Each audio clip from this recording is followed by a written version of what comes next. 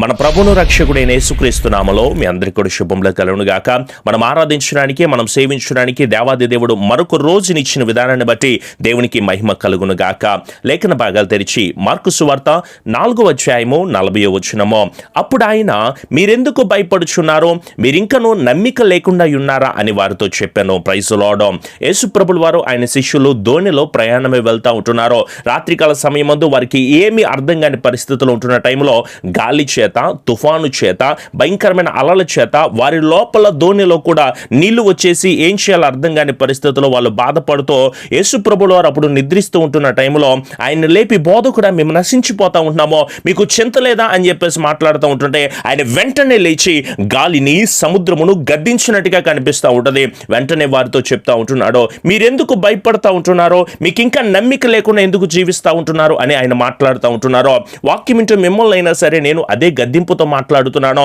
దేవుడు మన పట్ల అనేకమైన అద్భుతాలు జరిగిస్తూ ఉంటున్నాడో, మనము క్రీస్తుని అంగీకరించామో, క్రీస్తు నడవడికను మనం కలిగి ఉంటున్నామో, ఆయనలో మనం జీవిస్తూ ఉంటున్నామో, ఆయనతో మనం మాట్లాడుతూ ఉంటున్నామో, ఆయనను మనం కలిగి ఉన్నామో. క్రీస్తు నందు ఉన్నవాడు నూతన సృష్టి అని, పాతవి గతించిపోతున్నాయి, సమస్తము కొత్తవవుతున్నాయి అని తెలియజేస్తూ ఉంటున్నా సరే, ఎన్నిసార్లు వాక్యము ద్వారా మాట్లాడుతున్నాం, ఎన్ని విషయాల ద్వారా వాక్యము ద్వారా గద్దిస్తూ ఉంటున్నా సరే, ఎన్ని మాటల ద్వారా దేవుడు మనల్ని దర్శిస్తూ ఉంటున్నా సరే, మనకు చింత పడుతూనే ఉంటున్నామో, మనమందరం బాధపడుతూనే ఉంటున్నాం, వేదన పడుతూనే ఉంటున్నామో. మీరెందుకు భయపడతా ఉంటున్నారు? ఏ సమస్యను బట్టి భయపడుతున్నారో, లెక్కలేని ఆపదలు మన మీదకి వచ్చినా, ఎలాంటి భయంకరమైన సమస్యలు మా మీదకి వచ్చినా సరే, మనల్ని రక్షించేది గొప్ప దేవుడే కదా. మనకు కలిగి ఉంటున్న భయములన్నిటిలో నుంచి కూడా మనల్ని తప్పించి విడిపించేది దేవాది దేవుడే అని తెలుసుకుంటున్నప్పుడు మీరు శిష్యుల్లాగానే ఎందుకు భయపడిపోతా ఉంటున్నారో? మన దేవుడు భయములన్నిటి నుంచి పూర్తి విడుదల కలుగు చేయగలిగిన సమర్థత కలిగిన దేవుడో. మనం ఈ సంవత్సరమో ప్రార్థన చేద్దామో, నీవు ఈ స్థితిలో ఉన్నానండి, నేను ఈ పరిస్థితిలో ఉంటున్నానండి, ఈ అవమానకరమైన బ్రతుకులో నేను ఉంటున్నానండి, ఈ అప్పుడు సమస్యలతో నేను ఉంటున్నానండి, ఈ అనారోగ్య పరిస్థితులతో నేను ఉంటున్నానండి, నా బాధలు ఎవరికైనా చెప్పుకుందామంటే, నా సమస్యలు ఎవరికైనా చెప్పుకుందామంటే, నా పరిస్థితులు ఎవరికైనా చెప్పుకుందామంటే అసలు ఎందుకు చెప్పుకోవాలి? నీవెవరికైనా చెప్పుకున్నంత మాత్రాన నీ సమస్యలు పోతాయా? పోనీ విన్నవారు ఇంకా అవహేళన చేసి ఇంకా అనేక మాటలు చెప్పి నీ చుట్టుపక్కల వారికి, ఆమెకి ఇలా అయింది, ఆ బ్రదర్ ఇలా అయిపోయారు, ఆ వ్యాపారం ఇలా అయిపోయింది, ఆ జాబ్ ఇలా అయిపోయింది, వాళ్ళ కుటుంబం ఇలా అయిపోయింది, వాళ్ళ కోడలు కానీ, వారి అల్లుడు కానీ, వారి కుమారులు కానీ, వారి కుమార్తెలు కానీ అనేకమైన పరిస్థితులు కూడా మాట్లాడే వాళ్ళే తప్ప ఎవరు కూడా మనల్ని చూసి ఓదార్చేవారు కానీ, మన దగ్గరికి వచ్చేవారు కానీ ఎవరు కనిపించరో. అయితే దేవుని వాక్యము చెప్తుంది, ప్రయాసపడి భారం మోస్తున్న సమస్తమైన జనులారా మీరు నా యొద్దకు రండి, మీరు భయపడవలసిన అవసరం లేదో, మీ చింత యావత్తును కూడా నా మీద వేయండి అని చెప్తా ఉంటే, ఆ రోజు శిష్యులు భయపడుతూ ఉంటున్నట్టే ఈ రోజు కూడా మనం కూడా భయపడతా ఉంటున్నాము. గత జీవితంలో దేవుడు అనేకమైన అద్భుతాలు చేశాడు కదండి, అనేకమైన ఆశ్చర్య కార్యాలు చేశాడు కదా, అనేకముగా మనల్ని నడిపిస్తూ ఉంటున్నాడు కదా. మరి మనం నమ్మిక లేకుండా ఎంతకాలం జీవిస్తూ ఉంటాం చెప్పండి? ఆ ఇశ్రాయేలీయులు కూడా అలాగే ఉంటున్నారు. ఎర్ర సముద్రమును 2 పాయలుగా చీల్చి ఆరిన నేల మీద నడిపించాడు. గుర్తు లేదా మనకి? ఆకాశం నుంచి మన్నాను కురిపించి ఇశ్రాయేలీయులను పోషించాడు కదా, బండ నుంచి నీళ్లను పుట్టించి ఇశ్రాయేలీయుల దప్పిక తీర్చాడు కదా, స్తుతుల మీద ఆసీనుడై ఉన్న దేవునికి వాళ్ళు ఆరాధన చేస్తూ ఉంటే ఎరికో కోట గోడల సైతము కూల్చాడు కదా. నోవాహును జలప్రళయం నుంచి తప్పించలేదా? బానిసగా అమ్మబడిన యోసేపుని హెచ్చించి ఆ దేశపు ప్రధానిగా మార్చలేదా?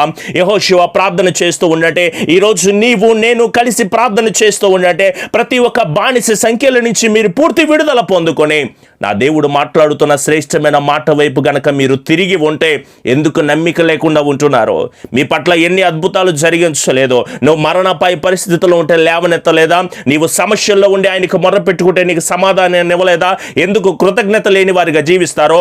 ఎందుకు దేవుడు మీ పట్ల చేసిన అనేకమైన అద్భుతాలను మరిచి జీవించే వారిగా ఉంటారో? ఈ క్షణం నుంచైనా సరే దేవుడు మన పట్ల చేయబోతున్న కార్యాల కోసం మనం ఎదురు చూసే బిడ్డలుగా ఉందామో. నీ శ్రమ, నీ ఉద్యోగ సమస్య, నీ గర్భఫల సమస్య, అందరూ ఉన్న అనాథగా బ్రతుకుతున్నాననే ప్రతి ఒక్క సమస్య నుంచి కూడా నా యేసయ్య విడుదల కలుగు చేస్తాడు. ఎందుకంటే ఆయన ఒక్కడు మాత్రమే విడుదల కలుగు చేయగలిగిన సమర్థత కలిగిన దేవుడు. నేల మీద నుంచి దరిద్రులు లేవనెత్తేది ఆయనే. నలిగిపోయిన, కృంగిపోయిన జీవితాలను జీవిస్తూ ఉంటున్నావు పాస్టర్ గారు. ఎన్ని శ్రమలో, ఎన్ని ఇబ్బందులు, ఒక సమస్య పోతే ఇంకొక సమస్య, ఒక వేదన పోతే ఇంకొక వేదన, ఒక బాధ పోతే ఇంకొక బాధతో అని బాధపడుతూ ఉంటున్నారు కదా. బాధింపబడు వారి పక్షాన వ్యాజ్యమాడు వాడు ఆయనే. బలము కలిగిన వారి చేతుల్లో నుంచి, భయంకరమైన పరిస్థితుల్లోంచి దీనులను విడిపించేవాడు ఆయనే. పేదలను కటాక్షించేది ఆయనే. శ్రమ పడుతున్న వారిని రక్షించేది ఆయనే. దారిద్ర్యంలో ఎలాంటి దీనమైన పరిస్థితుల్లోనే ఉన్నా సరే నీకు న్యాయము తీర్చేవాడు ఆయనే. మీరేమి దిగులు పడాల్సిన అవసరం లేదో. తండ్రి లేరు పాస్టర్ గారు అని చెప్పేసి అంటున్నారు, పేదవాళ్ళుగా రోగ శయ్య మీద పడుకున్నామంటున్నారో, విధవరాండ్రుగా మేము ఉంటున్నామంటున్నారో, తండ్రి లేని వారికి సహాయకుడిగా ఉండేవాడు, దిక్కులేని దరిద్రులకు ప్రార్థనను నిరాకరింపక ఆ ప్రార్థన ఆలకించువాడు ఆయనే. పాస్టర్ గారు మాకు వివాహాలు లేవండి అని బాధపడుతున్నారేమో, ఏకాంగులను సంసారులుగా చేయువాడు ఆయనే. ఆయనను బట్టి నేను అతిశయపడతా ఉంటున్నాను. మనకున్న స్థితిని బట్టి, మనకున్న డబ్బు, మనకున్న కులము, ఆస్తి, సిరి సంపదలు బట్టి కాదు నాన్న మనం గర్వపడాల్సింది. మనకు కలిగి ఉన్న సర్వోన్నతుడైన దేవాది దేవుని నామాన్ని బట్టి మనం అతిశయపడే వారిగా ఉందాము. ఈ రోజు నుంచి మీరు ఎవ్వరు కూడా దుఃఖపడాల్సిన అవసరం లేదు.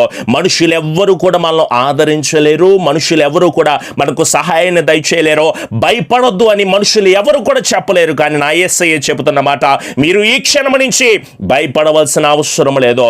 మీకు నమ్మిక కలిగి జీవించండి, భయపడుతో దేవునికి భయపడండి. కానీ ఈ లోక సంబంధమైన ఏ విషయాల పట్ల కూడా మీరు భయపడొద్దు. నా దేవుడే సంరక్షించేది, నా దేవుడే విడుదల కలుగు చేసేది, ఆయనే ఆశీర్వాదం ఇస్తాడు నాన్న, దానిలో సందేహం లేదు.